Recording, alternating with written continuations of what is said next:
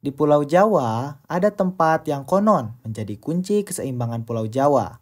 Inilah kisah tentang Pakuning Tanah Jawa, sebuah legenda yang memadukan spiritualitas Jawa, penyebaran Islam, dan misteri yang hingga kini masih dipercaya masyarakat.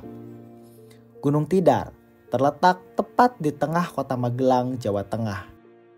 Yang membuatnya istimewa bukanlah ketinggiannya yang hanya 503 meter, melainkan posisinya yang strategis di tengah Pulau Jawa. Gunung ini merupakan hutan kota yang masih rimbun. Sebagian besar ditumbuhi oleh tanaman pinus asli dan pohon salak hasil reboisasi era 1960-an. Untuk mencapai puncaknya, pengunjung hanya membutuhkan waktu kurang dari 30 menit melalui tangga yang telah dibangun. Di gunung ini juga hidup populasi monyet yang bebas berkeliaran dan berbaur dengan pengunjung.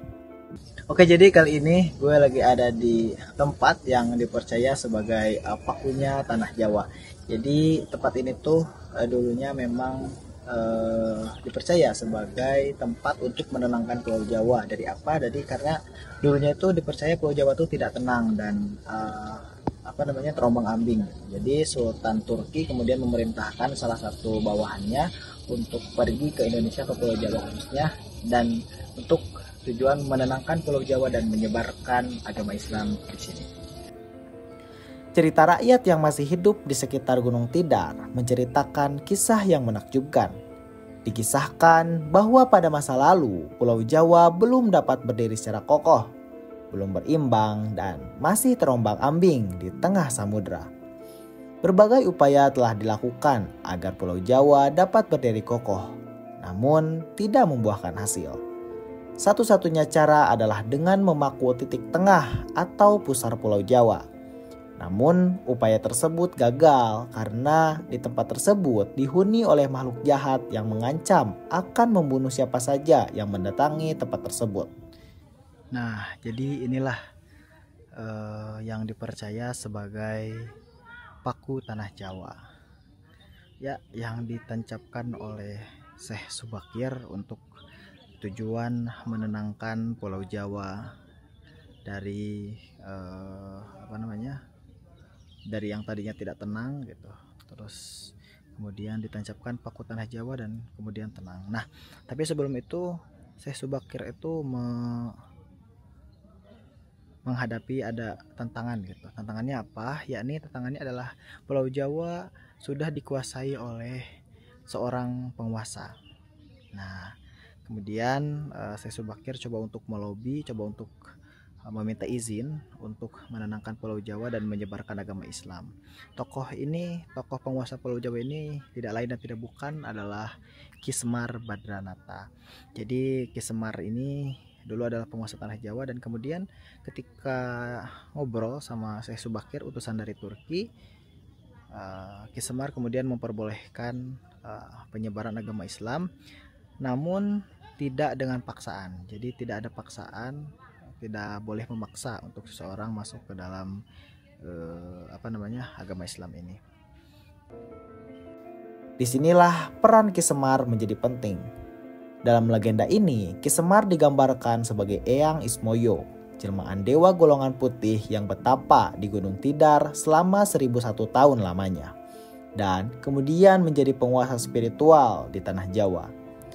Kemudian Sultan mengutus Syekh Subakir, seorang wali dari Turki, untuk bernegosiasi dengan Ki Semar mengenai 3 keinginan penting, yakni memisahkan jin jahat yang ada di Gunung Tidar, membawa penduduk supaya Pulau Jawa tidak kosong dari manusia, dan yang ketiga menyebarkan agama Islam. Untuk memindahkan jin jahat, Syekh Subakir memasang tumbal berupa pahatan ayat Al-Quran yang diletakkan pada titik-titik tertentu. Namun, Ki Semar juga memberikan persyaratan kepada Syekh Subakir jika ingin membawa 20.000 penduduk untuk penghuni Pulau Jawa ini. Persyaratan tersebut sangatlah menarik. Pertama, menyiarkan agama Islam tanpa memaksa kehendak penduduk, apakah mau mengikuti ajaran Islam atau tidak. Kedua, tidak boleh meninggalkan adat orang Jawa. Inilah cikal bakal model dakwah Islam yang toleran dan adaptif di Jawa. Setelah Syekh Subakir berhasil membawa 20.000 penduduk, Ki Ki Semar diangkat menjadi lurah yang dikenal dengan Ki Lurah Bodronoyo. Jejak sejarah ini masih dapat ditemukan melalui 4 petilasan keramat di Gunung Tidar yang kini menjadi objek wisata religi. Pertama, makam Syekh Subakir yang terletak di pertengahan jalan menuju puncak. Beliau adalah wali dari Turki yang ditugaskan menyebarkan Islam di Magelang dan sekitarnya. Kedua, makam Kiai Sepanjang yang terletak di bawah puncak. Kiai Sepanjang adalah nama senjata milik Syekh Subakir berupa tombak sepanjang 7 meter. Ketiga, makam Ki Semar yang terletak di puncak sisi barat. Ki Semar adalah tokoh spiritual Jawa yang berbudi luhur, dipercaya sebagai cikal bakal penguasa spiritual Jawa.